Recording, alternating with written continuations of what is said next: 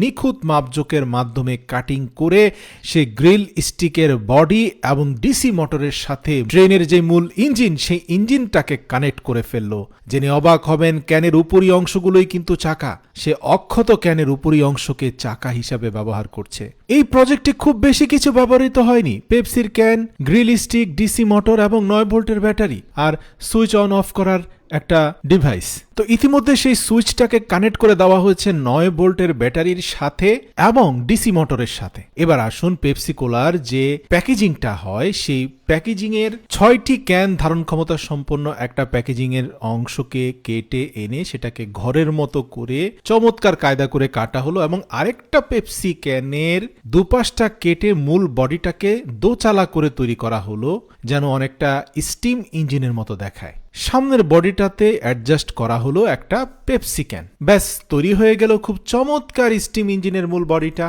একটা steam engine দেখতে যেমন, তার অগ্রভাবে ধোঁয়া ওঠার যে পাইপ থাকে সেই পাইপগুলোকে সে কতটা সুন্দর করে ছোট ছোট টুকরো করা, পেপসি কোলার বোতলগুলোকে ফোল্ড করে সুপার গ্লু লাগিয়ে তার মাথার মধ্যে আবার ক্যানের ঢাকনাগুলোকে লাগিয়ে সে সুন্দর করে তৈরি